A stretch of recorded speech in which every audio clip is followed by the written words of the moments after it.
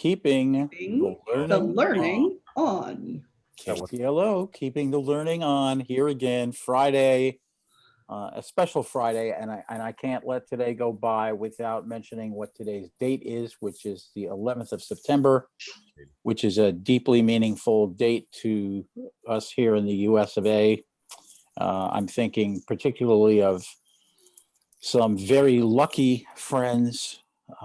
There were many who were not as lucky, but some very lucky friends. One who was at a meeting at the Pentagon that morning and left early and went out and got in his car, and as he drove away, the plane hit. I'm thinking of one who was working for American Express, who skipped going into the office to go to a meeting in Brooklyn that morning. And one who was working 2 blocks away and spent a good portion of the day frantically trying to figure out where his wife was and how they were going to meet up. And so it was a very awful day on September 11th, 2001. So just pausing to take a little breath on that and hoping that that type of day is never repeated. Okay, that said, here we are, and we have folks with us again today. This is great. Thank you for joining us this morning, Kathy. And we also have lurkers in the background, and we know who you are, Mark Thomas. I haven't been called a lurker in a week. What? Only a week? Well, better to be a lurker than a shirker, my friend. So today's episode, Knowing When It's Time. It's really easy. They have these things, but you know. How many people actually carry a watch nowadays and don't just look at their cell phone? So I was at a conference. That's a big surprise. I was at a conference a while back, and the speaker was talking about the differences in generations and so forth. That was a huge topic for a while. Now, not so much. And she said, you know, how many people under 25 have a watch on? And of course, there was like one hand went up in the entire room of 2,000 people. And so she called on somebody who was in the audience that didn't put their hand up, who was under 25, and got that person up on stage and said, okay, what time is it? And so the person went back down off the stage, went over to the table, picked their phone up. And she said, it's 9:15. See, this is how these work. So it was kind of an interesting little demonstration. But of course, those of us who are over 25 got in the habit of wearing watches long, long ago. And so knowing when it's time, but it's not that kind of time we're talking about today. We're talking about knowing when it's time to stop doing something, knowing when it's time to start doing something, knowing when it's time for Roy to shut up and pass off the festivities here today. As you know, this is a discussion. We've been doing it interview style here since episode 21. And we are going to have the designated interviewer today is Greg Sanker. But who are these people who are involved in this? Generally speaking, here are the 4 designated, whatever they are. Patty Blackstaff, Greg Sanker, who's our interviewer today, Simone Jo Moore over there in the southwest of France, and me here in South Carolina. And as I mentioned, we have Kathy Veldblum with us today. What a pleasure. Thank you. And so we're going to pass things over to Greg and let him do what he's going to do. So what am I supposed to do at this part? I was unclear what my role was. Sorry. I think you're supposed to ask some You get questions. to do those things that you really like to do, put people in the hot spot.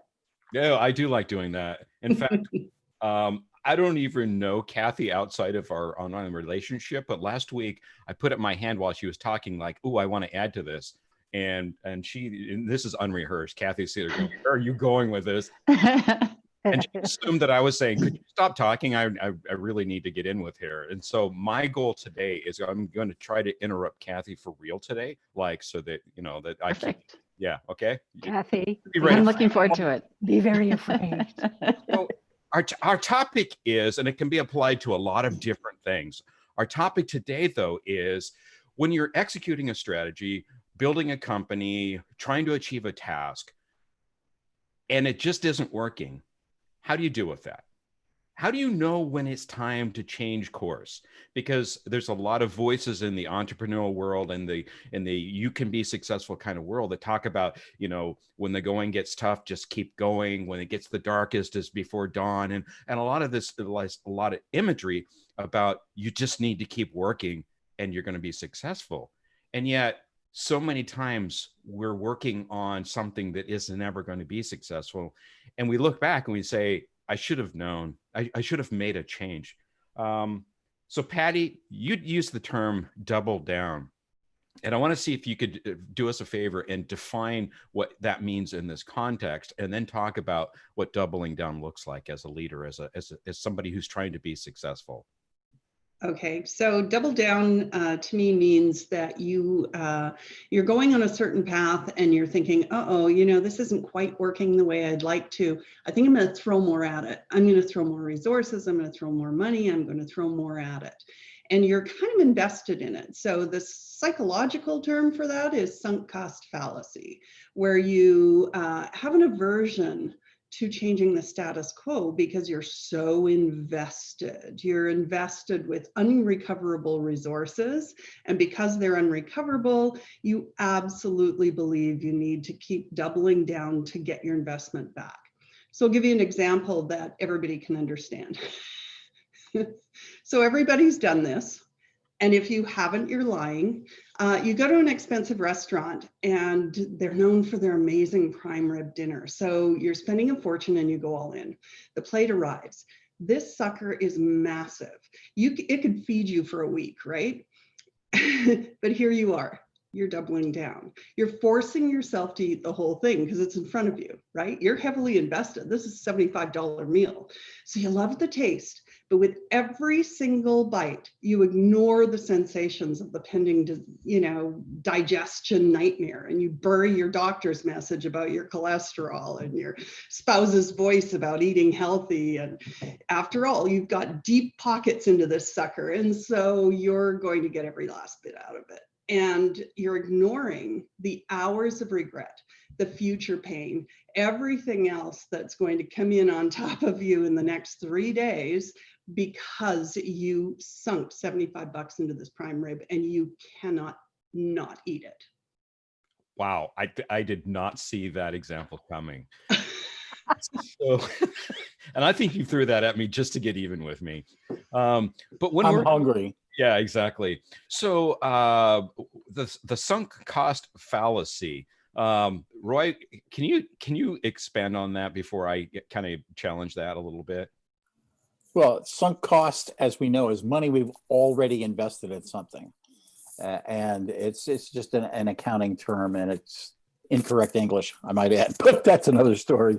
This is corporate jargon here. It doesn't happen. Yeah, right. It's cost we've already put into something, and therefore we have a choice now.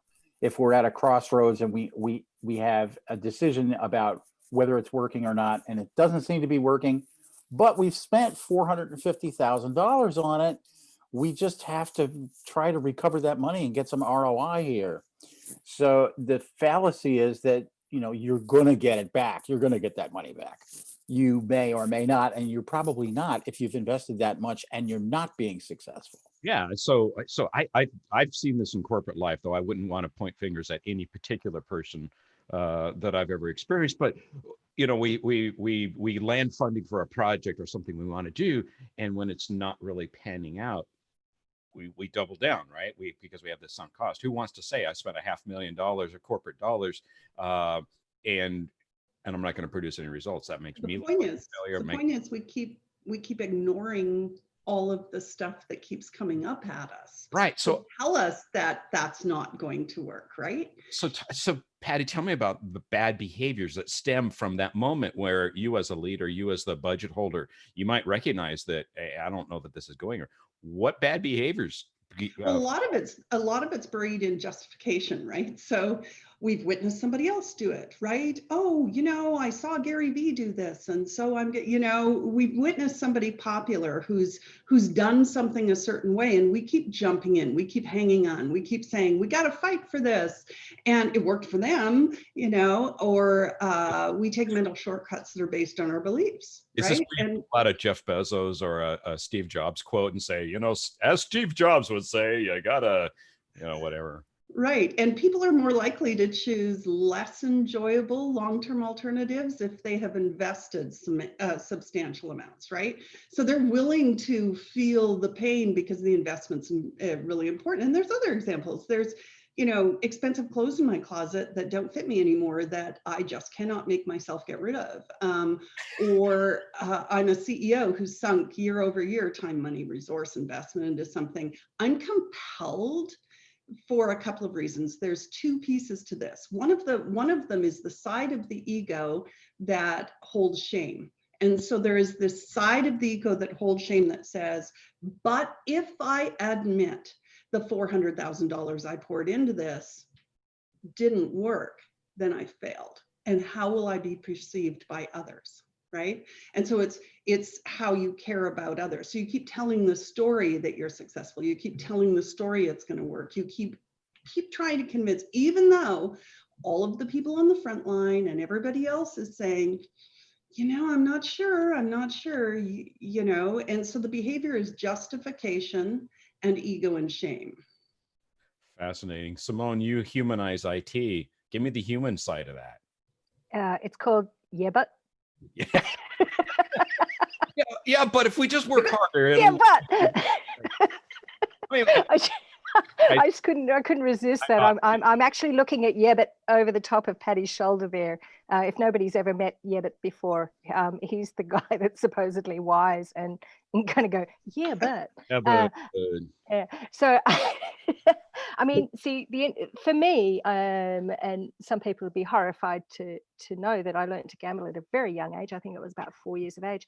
But it was last episode you told us you grew up in a pub, so I'm not surprised at this point. Yeah, exactly. So, my grandfather used to breed and train racehorses, and one of the really cool things, because he was a very, very well respected trainer and stuff like this, and it was the country races, which is, nice and relaxed. It doesn't matter. The kids can go into the ring, and all the bookies knew I was his granddaughter, so they all thought that this is going to be a bit fun to do some stuff. Anyway, that he really did teach me about understanding the context of things. And I don't mean just when I was 4 years of age, I mean ongoing years. But during those ongoing years, I learned to understand the context of the environment that the gambling was taking place, if you like. It's risk. Doubling down is risk management. So exactly what I'm describing here are all the types of questions you ask when you're assessing whether we should go further with this, because there's the cost of going forward, and then there's the cost of going forward. And as the wise musical group once said, should I stay or should I go? Should I go? Exactly. So understanding that environment and the context is really important, because we don't want to be throwing good money after bad, and that hanging in there because I've won before, I'll win again in the end, is not exactly what it's all about. So and there are so many different factors and things that change along the way when we're doing these projects or changes or transformations or whatever journey you individually or your organization is on. It's constantly moving. There's no standard point. So we have to keep reassessing what's going on. So I'm going to come back to adapt, improvise, overcome. So think on that. But I'm bold enough to call on Kathy. Kathy, talk to me about your experience with knowing when to say when. Yeah, well, I could start with a story about my father.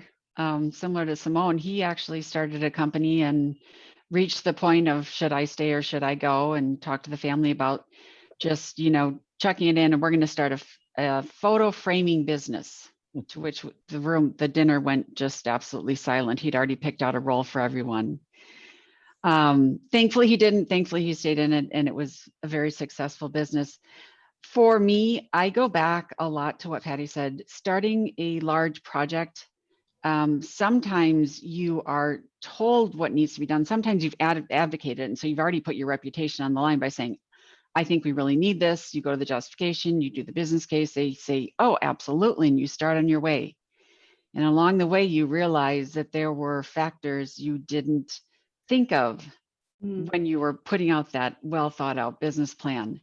And it's ego, it's pride, it's vulnerability, insecurity.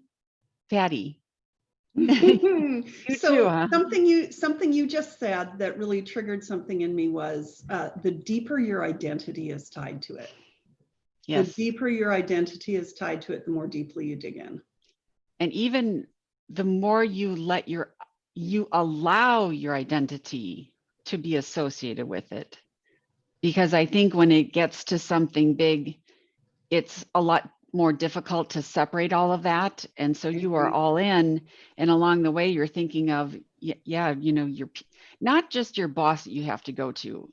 It's the peers, it's outside people, it's, you name it. It's the entire ripple effect. I think that has always forced me to double down longer than I should sometimes. And other times it pans out because I have doubled down. But it's an emotional mix up in the head. It is, for sure. And I like the word allow. That's awesome. Yeah. So we're just going to have to schedule a conference of all of us non-recorded, because I want to talk about that topic, because that's a fascinating thing. Because we think as business leaders, or at least I am, maybe I'm unique, and it's like, it's all data, it's all facts, it's all analytical, it's all business strategy. But when it comes right down to it, what's going on in your head is very human, very organic. And there's a certain amount of I've got skin in this game. People will think I'm an idiot. People will think I'm a failure. And I can't have that. And so I do bad behaviors, right? I'm just going to didn't jump call in you here. because I said failure, Roy. I just too bad, too late. Yeah. Just going to jump in there because absolutely, business says we're data driven. We're doing everything according to what the data tells us to. No, you're not. And having worked in IT for a long period of time, and Greg, you know this as well, having worked for an IT in a long time, and I'm not bad mouthing CIOs here much. I can't. The story is age old, and it's true. CIO goes to a conference. On the plane on the way back, they're looking through CIO magazine and they see shiny object number 3. And so come back and say, we must have shiny object number 3. And of course, that changes the direction and changes everything that's going on because they have to have shiny object number 3. That is not a data-driven decision. Decisions that we're going to copy that business, we're going to be the next blah, blah, whatever that is, are usually not data-driven, not anything other than emotional decisions. And we have to admit that. If we want to make those decisions, fine. We have to figure out how to achieve the goals that we're setting for ourselves, but they're not data-driven decisions. Yeah. Well, I don't know. I don't know that we can find ourselves admitting that. And I am going to point out, and this is a warning shot, Mark Thomas, is there is another former CIO on this call, but I'm not calling on him yet. And there's two people on this call that have military experience, and Mark is one of those as well. But I'm not calling on him to talk about adapt, improvise, overcome, and and all that. But I did want to talk about, Simone. What does done look like? How do we know when we're done? You know, we know when we're done. I used to have an IT director who would say, Greg, what does done look like? And he did that. He sounded exactly like that. And I'm going to be very honest. And if Steve's that's kind of like when you've been laying in the sunshine too long, and you start, you know when you press the skin and you see how much burn there is. That's when you know you're done. So. But it is about the burn. It is about the burn. It's about the burn. Exactly. Oh, Patty, I just so love it when we're in sync. It's like, yeah, there was a reason I used that analogy, because it hurts more. You guys are uncontrollable. I love this. So Simone, how do you know what done looks like? Oh, okay. So done successfully done, or done, this is Yeah, time no, I got to quit. that's exactly it. What does done look like? Like, how would I know the difference between I'm so worn out, I just got to quit versus I think we've achieved the goal. I think we can stop throwing resources at this activity, whatever. How do we know that? Well, see, this is the interesting thing, because when you're in a business, it doesn't matter what it is. It's live, it's dynamic, it's breathing. It's made up of all of these individual souls that have come together to create something. There is no actual, there are done of tasks, there are done of activities, but there is never done of the journey itself as such. And so part of it, when I think about, how am I finished with this? Am I done with this? This is when I have to ask myself, especially if I find myself in a painful situation, which we often do, situations we don't like versus situations like, get me the out of here, because this is just too much. And Dropped out for a second. What was that? yeah, that was the bleep moment.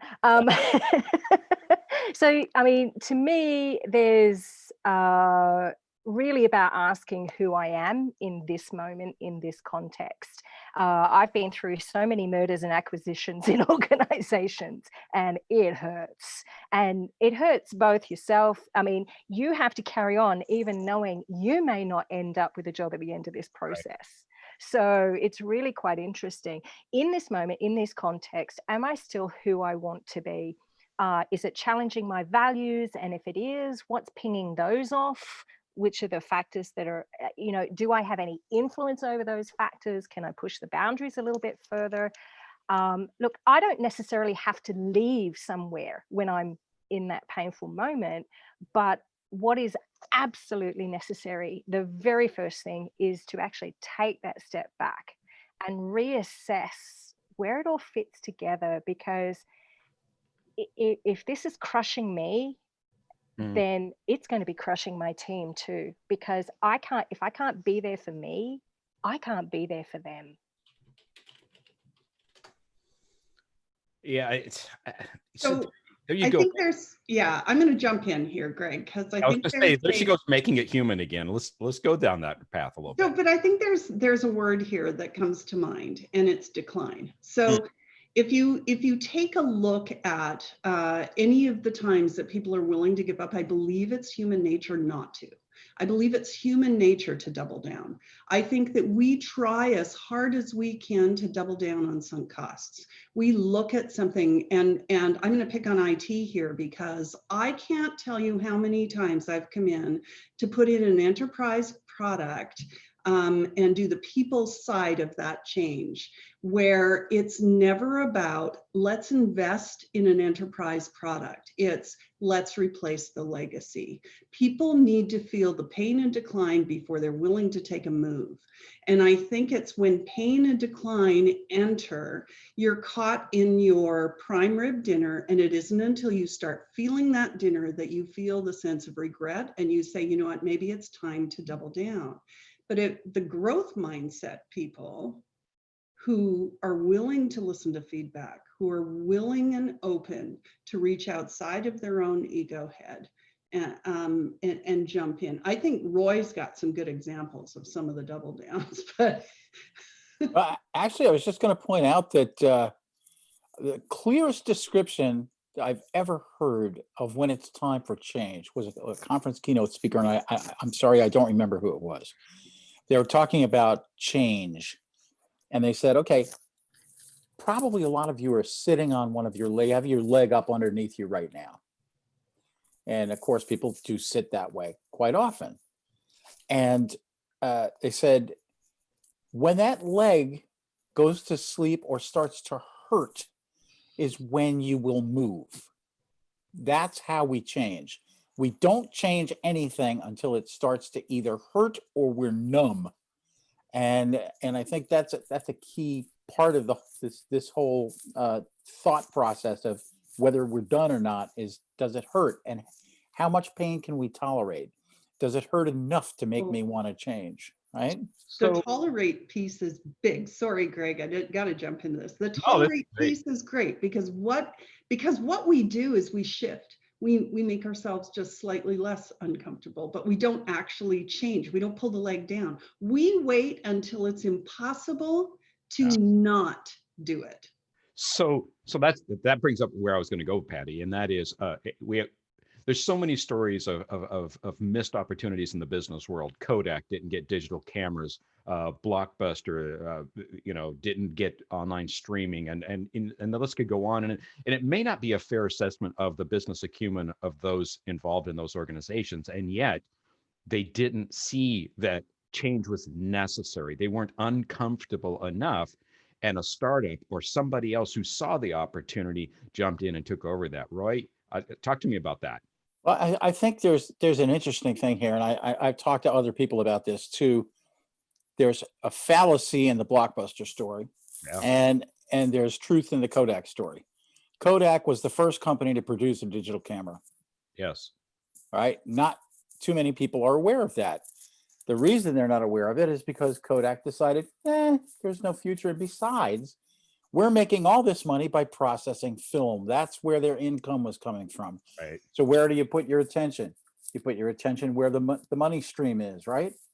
The Blockbuster story is different. Blockbuster actually was way ahead of Netflix.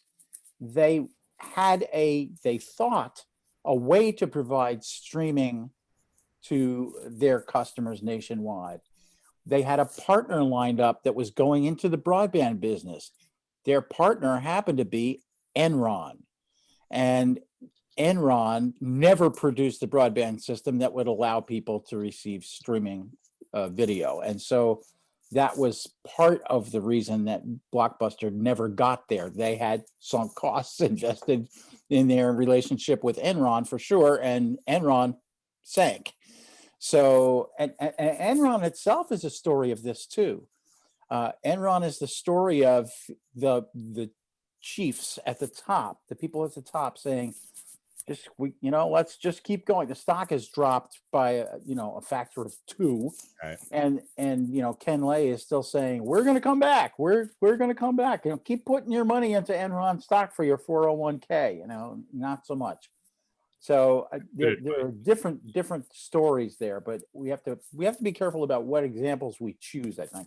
Yeah, exactly. Patty, what's your take on that? Well, I want to jump in on the Blockbuster thing. I love Blockbuster. Because there's another piece. There's one Blockbuster left in the world, and it's about 90 miles from where I sit right now. And right now, by the way, they're in peril, the city, but also that Blockbuster is in peril. Forest fires that are moving very, very rapidly. So I love that the Blockbuster is just over there. Go, Patty. Okay, so there's a piece to the Blockbuster story that's related, similar to Kodak, in that Roy mentioned that, look where the money is. And 70% of Blockbuster's income was based on late fees. So when you have late fees, and actually Netflix approached Blockbuster, they said, hey, we want to do something with you, and they were laughed out of the room. And so what we see, what we recognize is we hang on to where the finances are coming in. We take a look at that as well. We're not afraid to take a look at why that's important to us. So they declined, and their financial model was dependent on late fees. And the Netflix model would erase that. But there's another thing Netflix did, and they disrupted cable companies. So what did cable companies do? They doubled down. They lobbied and fought the FCC. And fought in Canada, the CRTC, to regulate and protect their investment, poured heavily into tying up contractual obligations with content providers. And basically, they couldn't see the disruption coming, right? We don't see it. We are really bad at disruptors don't look threatening to us. Right. They're smaller, they have less money, they don't have market share. Quite frankly, they're wee annoyances. They're like a pebble in the shoe. And that's the thing that we need to consider is, what's a pebble in our shoe? Where is that? Because the pebble creates wounds, right? So Kathy, you strike me as the kind of person that would never pay a late fee, but you might not have always rewound your VHS tapes when you returned them. What's your take on the Blockbuster? I both played late fees and didn't rewind. But I have to say too, and it a little bit goes back to two different things in my mind rolling. Is one is ego, Mhm. because you have to set aside your ego to see the pebble or to feel the pebble and not be in denial about the pebble. And the second, it brings in again that the mind. Are you mindful, whether it's Blockbuster or whether it's a project at work? Because that whole when is done is done. Sometimes you're so exhausted that you could call it done. But the right thing to do is to go on to version 2 because you cut out some features from version 1, or to go back to what I think Simone said, is that you're living in a live environment, especially I have always been in technical support, customer experience. It's the fact of acknowledging that part of you has to admit it's never going to be done in my world. Yeah. And that can be exhausting and you can get into denial. But yeah, I go back to the mind a lot with so many business things. See, that's where I really like the whole improvise, adapt, overcome. There's that doesn't go away. It's always there. It can come and bite you in the back end though. So you really have to be careful about that. And I like the pebble idea, but when you were talking about organizations, the thing that got me to thinking was this happens to individuals as well. When should I actually leave the role I'm in, or when should I leave the organization I'm in as well? And it can be, and part of that, when Patty, you said finances, and I just went, ta-da, bing. Yeah, because there was I had 6 months left in a particular contract, and the first year had been great. Then the following 6 months had been horrendous for various reasons. And as a result of that, it was almost emotionally crippling.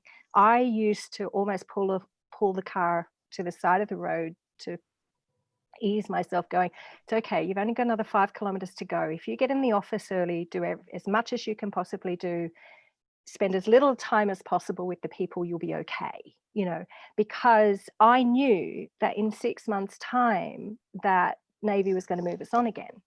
So I could get, and so it comes to the case of, okay, it's only 6 months. I can still get my wage. I can still, do the things I've got to do. And so doubling down this improvise, adapt, overcome, it's like looking for all these other techniques and other ways of coping with a situation that it's like, oh, do I actually just, chuck it all in? Or can I last that period of time knowing it is going to end? That's a really important, I think that's a really critical booster for some people. It's actually coming to a close. Yeah, that's interesting. There's a difference What can I between do for that period of time? But when it comes back to the pebble, it makes me laugh because I love all my fairy stories. The princess and the pea, all we have to do is throw another mattress on top, right? No. gosh. That's No. Right, and right there. Here's what. So when I think of Mark, you don't know this, but when I think of the phrase adapt, improvise, overcome, I always think of Mark Thomas. And the reason is he spent time in the military and he's got the best stories, and they're not mine to tell, right? Right. but one of the things that I've learned from Mark when I hear him teach or lead is he takes those stories that everybody loves a good military story, especially those of us that opted to go a different route in life. But it's how he takes those and applies those in his own business and in positions he's been. Mark, I'm going to put you on the spot, and I'm going to say, talk to us about adapt, improvise, overcome. Greg, I knew you were going to get me in. I thought it was going to be Simone that got me in on this. I opted out of that one. It was too dangerous. I know. You guys know. And again, and a lot of people get really uncomfortable about military speak, but you guys know I've been in several situations in my life. And actually, we always had this old saying, and I've heard several of you say it multiple times, is there's a fluidity to events, and things are always evolving and emerging. And so the value statements or my original objectives when I first started this plan may have changed. Factors change. Political factors change, financial factors change, social factors change, your personal life factors change. And so we always used to say, I just ran out of ammo changed. Yeah, exactly. Yeah. So there's a key point when you mentioned that. I think this is interesting. Is we always had the saying that no plan survives first contact with the enemy, and that's a true statement. That's a true statement. I can tell you quite honestly, you go to survival mode in some situations. Now, we'll say this though, but we always would say, Are you running towards something, or are you running away from something? And that, I think, is a big deal, because when you get that negative, I'm running away from something, you have lost your objectivity, and you're trying to survive. Where, if we were in full retreat, right? If I have been in full retreat, and what we called that was advance to the rear, right? It's And all about so perspective, right? yeah, and so I think that's important. So in business life, as well as in military life, are you running towards that? Because every decision you make, I go back, and again, not to drag principles of frameworks in, but start where you are, right, and always be Yeah. moving forward, I think, is an important piece. But you always have to remember there are intended and unintended consequences of everything, and Exactly. so your intended consequences clearly are, hey, am I meeting those things that I wanted? But my values have changed in the last 10 years. I may not be as concerned about profit as I once was. I may be more concerned about my quality of life, and those decisions, I think, have a lot to do with it. But unintended consequences are what you may have started to hear the term pre-mortems as opposed to a post-mortem, and that's basically your risk analysis. And Patty's talking a lot about positive risk. I make an investment, I drop $6 million into a new system. If something goes wrong, what did I lose? I lost $6 million. Nobody got hurt. I don't make it to the front page of the newspaper, right? But if I win, I get 24 million in revenue. There's a positive risk, and I think that goes down to the double down piece. And you think unintended consequences. Raising my children, right? We let them make their own decisions. We said, here's the positive stuff that comes out of that, but there could be unintended consequences for this, and that's the risk piece. But I think I think this has been a really, really fun discussion to listen to for you guys. And don't worry, I don't not want to be in on the conversation. It's your conversation, so I just like to listen and get some of that. But anyway, I hope some of those points were helpful for you. Yeah. They were That really reminds helpful. me. Oh, sorry. I was just going to tell you, that reminds me, when you're talking about the unintended consequences, there was, I was listening to an interview with The Rock the other day, and, I really like this guy. He's got some really good leadership qualities that have come out of, the way he works and stuff. And one of the things he said, well, there's always two sides to the win. Pat, as we're talking about the positive and stuff and achieving stuff, there's two sides to the win. It feels brilliant to achieve. It's like, it's amazing. Yeah, I got there and I made the mark, and I might have even gone beyond the mark that was expected, right? But in doing that, now there's the pressure on me from all and sundry, whoever those people have to be, to repeat that and go beyond that win. And that's where our anxieties come up. This is where, and it's really immense emotion, because when you don't hit the mark the next time, there's all this noise around it. And there's noise around when you win, and yeah, you can do this. And there's all this noise around when you don't. And you just have to, you have to keep moving forward. And that's why I said, sometimes, and you'll understand it, Mark, you just got to take a knee and reassess. And advance to the rear. And advance to the rear. Exactly. So I'm making note of a couple things Mark said. That's one of them. And the other one, I think that it might maybe a little more serious, maybe worth expanding on, is are you running away from something? Or are you running towards something? And I think in business, I think sometimes we get confused on that. I'll admit, I sat in the corner office, and sometimes I didn't know whether I was running, away from something, towards something, or just running for my health. Sometimes it gets really weird.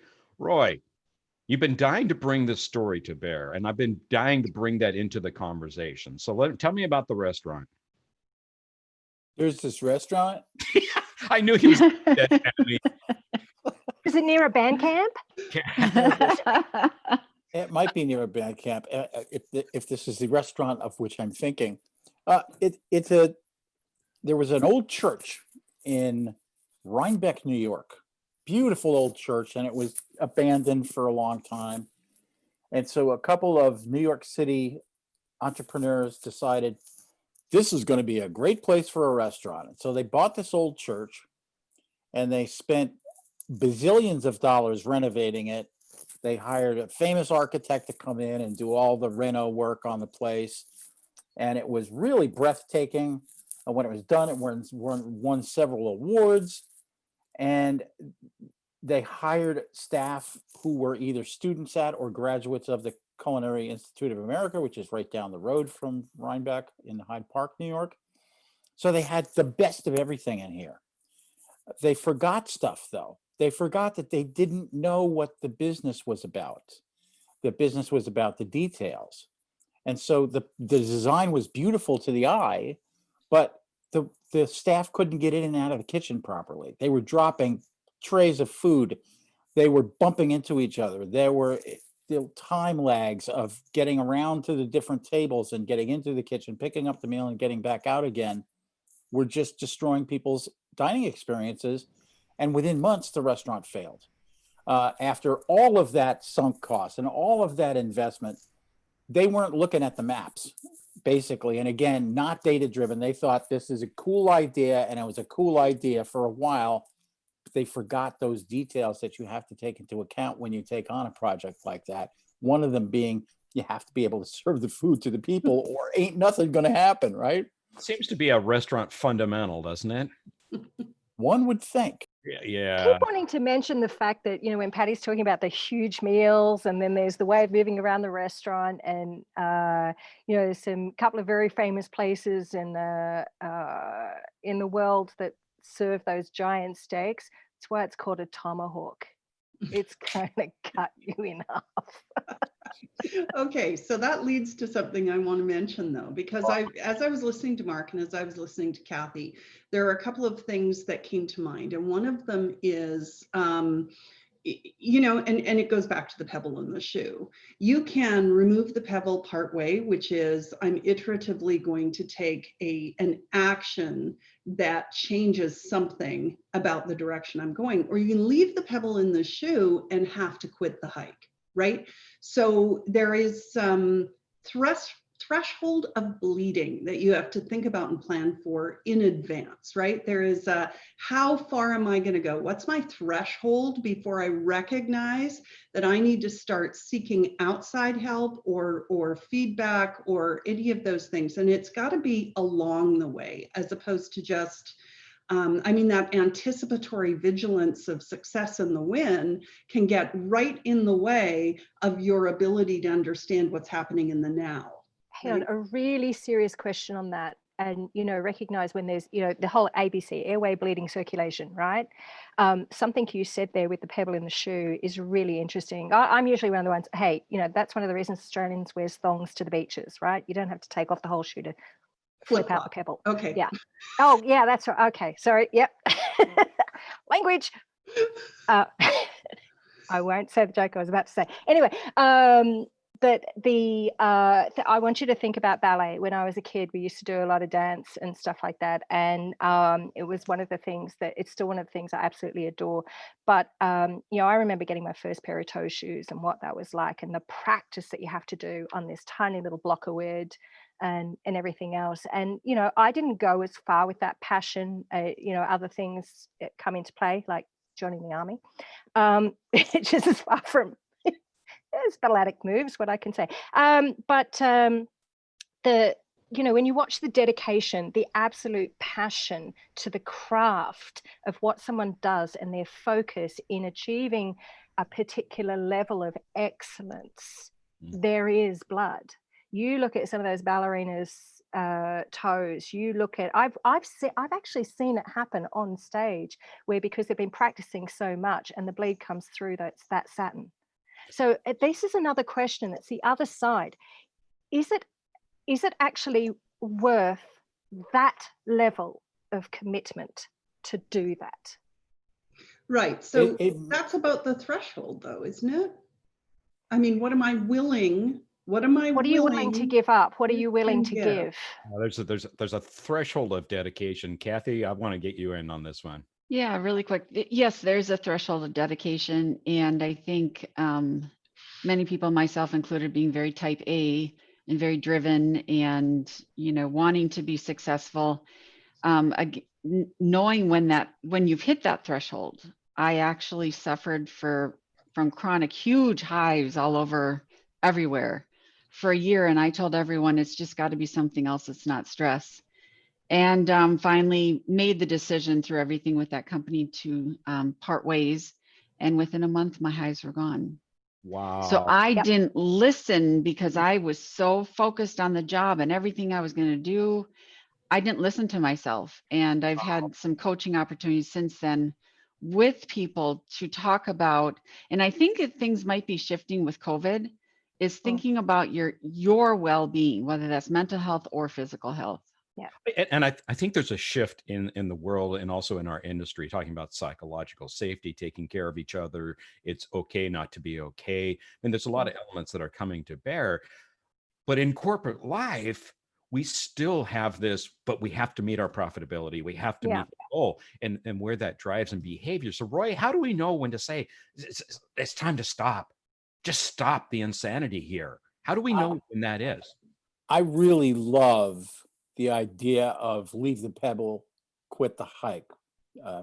Patty, that's brilliant. Either you leave the pebble in the shoe and quit the hike, or you keep hiking after you take the pebble out of your shoe.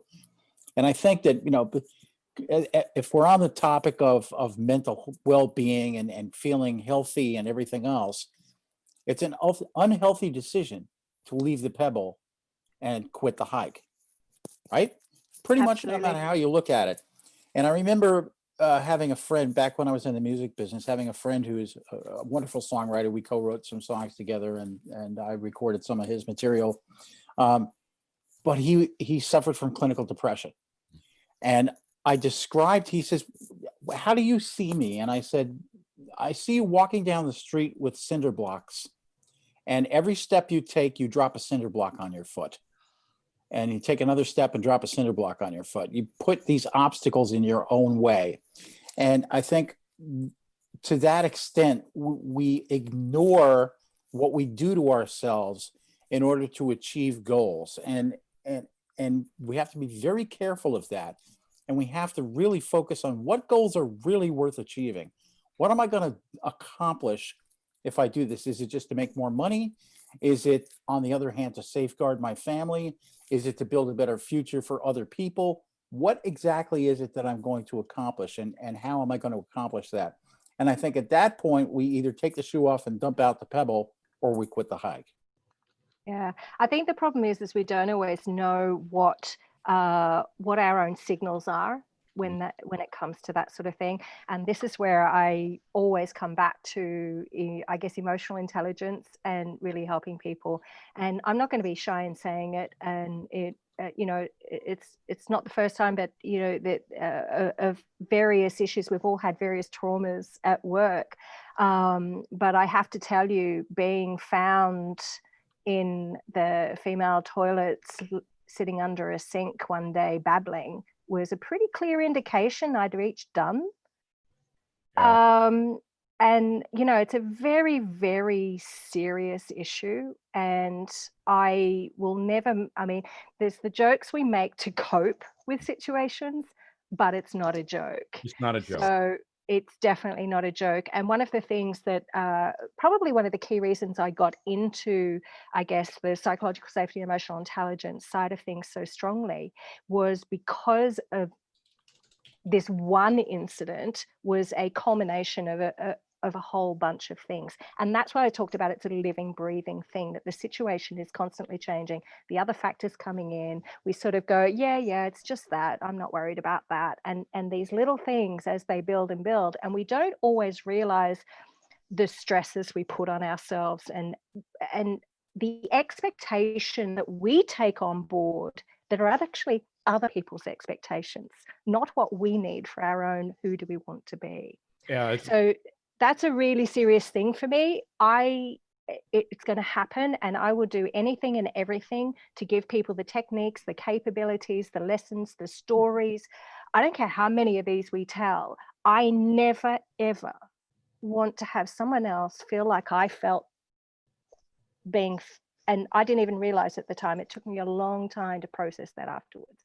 I never, ever want someone else to be in that situation. Just kind of listening to a lot of the discussions and what Roy was saying, and Greg, you said, how do you know, right, when you make that decision? I'm gonna kind of go on the other side of the coin is in everyone's lives, you have these two types of pains when it comes to these. The pain that comes with the result of your decision, but also the pain of regret having not never made that decision. And I think a lot of people get into that position where they're like, I'm not sure if I want to make it or not. Just a real quick story.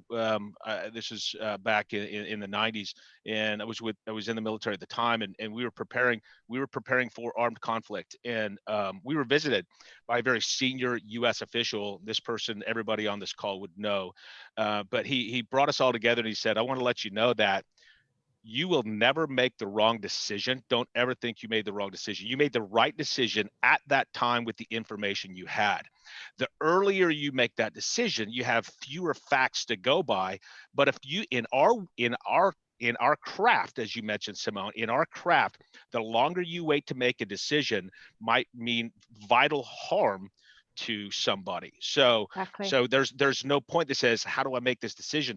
Once you feel you have enough information to be able to make that decision, you may have to make that earlier, but never go back and say, I made the wrong decision. It was the right decision at the right time with the facts that you had. So I think that's kind of an important part to say, okay, what's that point? There's that Absolutely. tolerance level that Patty was mentioning before. Yeah. So one thing I was going to add from my own personal experience is that, when you're facing adversity or facing obstacles, since Kathy made it personal and humanized it a little bit here, is the narrative in your head can be, if I can't succeed at this, I'm a failure, I'm weak. And most of us have a really hard time saying, I can't do this.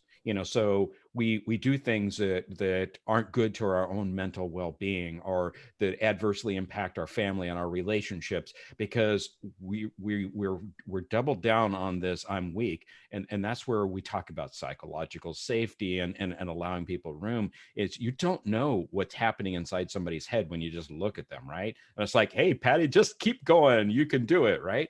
Isn't particularly helpful if she's reached that point where we're facing really difficult choices or decisions, or really dealing with a lot of fear and doubt and solid concerns. So my question to all of you here that care to share is, how do we sort through those issues when we may not be at our best, and how do we know what our decision-making framework is when we're in the situation? Because 10 years later, I've revisited decisions I've made 10 years later, and I say exactly what Mark did is, you know what, may not have been the best decision, but if you look at what I knew then and what information I had and who I was and what the situation was, that was the best decision that I could have made. Yeah, it turned out to be, I faced consequences, but it was a good decision. So how do we know? I'm going to start with Patty. How do you know? What's that on you? So I'm going to tap in a little bit to something Kathy said and something Simone said about admitting the pain you're in. And, when my husband was rushing me to the hospital because he thought I was having a heart attack, and we found out that it was anxiety, and the doctor's recommendation was to leave the company, that's big. That's really big. You're tied up to all these machines, and the stress and the pressure is down on you. And even in that moment, I'm saying, no, I'll be fine. I'll be fine. No, I got to do this. I have to get into this, right? So it's recognizing and acknowledging where you are. So it's doing some presence work. So you have to be present to yourself and present to the now in the situation. And the only way you can do that is if you can get help, whether it's an advisor, a coach, a mentor, somebody who can help you look at it from a different vantage point, right? Somebody who can say, hey, you have to look at the pain that's being suffered. You have to align that with what's a future opportunity against those sunk costs. And then your ownership of the past decisions, you have to begin letting go. And so I like that you brought that up, Mark, because there can be no regret. You can't say my identity is tied to a decision I made with different information. And caring what people think, you have to ask yourself, am I caring more about what somebody else thinks or what I think? Am I being the person I said I want to be? So that person that I have decided I want to be in the world, right? And then who can I talk to? Somebody who is not as invested in it as I am. And if it comes to the company, what do our employees and customers feel and think about where we are? Are we serving or are we losing them? because we're sunk into these costs. So those are just some thoughts. Roy, same question. How do you know? I think part of it is if I push on this direction, it's the old joke about the person with a big bruise that goes to the doctor and says, "Doc, it hurts when I do this," and the doctor says, "Stop doing that." If you continue in a particular direction and your feelings get worse, you might want to back up a couple of steps and consider what the options are. And I think that's something that comes into play here. Just going back to the military analogies, you don't always get to pick your battle. It may just happen to you, but you might get to optimize the ground that you're fighting on. If you move to the right, move to the left, move to higher ground, or something like that, you might get to optimize the situation you're in. And I think that that's part of the assessment of whether we're done or whether we're making ourselves feel better or worse. Look around, listen for sure, but don't stay so focused that you're giving up everything to fight that one thing. I would just maybe add, going back to what Patty said, is if you're not going to listen to yourself, listen to the other wise people around you that are telling you what you already know in your head. Wow. This whole episode is full of things that I have to go back and write down and do some research on. Thank you, Kathy. Simone, same question. Oh, can you repeat the question again? How do you know? Sorry, I just had to do that. I don't know if you people can tell out there in YouTube land, but we're pretty good friends, and Simone likes to pick on me and put me on the spot. So what you just saw was, I might have deserved that, as the pirate once said. Yeah. How do you know when you're done? And then we're going to turn to Mark. Then we turn to Mark right after that. I'm giving you a warning, Mark. Yeah, you know what? I still come back to the fact that there is a choice within the moment. How much did it challenge my values? Why do I feel so uncomfortable here? It really is my own pain assessment level. That's and some of those things that we've talked about previously is what I do now is I assess my pain level. And it has to go, you can only do that based on your previous experiences and from the other stories of the people around you, as Kathy said, what their stories are. But, I wrote something on one of my Instagram things a little while ago that, past lessons can teach us stuff, but, there are some lessons that have just got to be lived. And as a result of that, my favorite thing is you've got to build your resilience. And something that's really important to know when you're done is actually based on your level of resilience, how you apply that resilience. And having one trauma is still incredible, but building your resilience is like anything else, it takes practice. So it's something where you practice different techniques, creating your toolbox of techniques. That for me is really critical. That is what has helped me recognize when it's my definition of done. Because when it's done, I can't tell you what that's going to be, because you have to define what done means to you and have your toolbox of techniques and building your resilience to apply to that. Mark, same question. I gave you plenty of warning. You got it. This will be quick. Could I, in good conscience, explain my decision to my mother? Wow. My biggest fan. Oh, I love it. That's awesome. Wow. Having had a mother that I could not explain anything to. Yeah, Roy's in the clear. He's good. So here's my kind of open up my heart and tell you where I'm at. And one of those things that I actually had a coach ask me that I struggled with a little bit is, would you tolerate treating other people the way you're treating yourself? And in some specific instances on some specific things, my answer in my head, which I didn't tell her, was, oh, hell no. I'm sorry. No, there's absolutely no way that I would tolerate anybody treating anyone like that. And that's when I knew that some changes need to be made. And hey, with Greg. Yeah. Oh yeah, Greg, I was going to say, yeah, I'm nearly done. Yeah. And with 1 minute to go, we turn it back to Roy. Hey, what a great discussion today, and thanks ever so much to Kathy and Mark for joining in. We love to have you on board. It's just terrific because, frankly, I'm sick of these other people. No. He means me. He means me. Yeah. Now we've only And been you can doing explain that to your mother. Yeah, I can explain that to my mother. I remember, I think I was about 45 or something like that at the time, and my mother looked at me and said, "You know, you could still go to law school." But that was mom. Any event, great stuff on today. I've got lots of stuff to take away from this and think about and write about and work through. So thank you to everybody who is on the call today, and we'll be back with episode 26 next time. The numbers, it's funny how this happens. Every week we do one and the number goes up one. I don't even know how that works. It's math. And speaking of math and knowing when you're done and thinking about perfection and getting through things, I will leave you with the words of wisdom of Brother Anton V. Lips.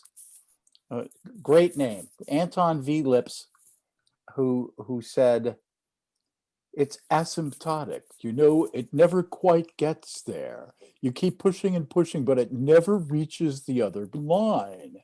And just remember this, asymptotic. The P is silent like the Q in fish. So we didn't quite understand what he meant by that, but we appreciated it, and we never forgot how to spell asymptote. Oh my gosh. Wow. Yeah, isn't that good? So we'll see you next time. Thank you for joining, and keep Cheers, everyone. learning on. Thanks, everyone.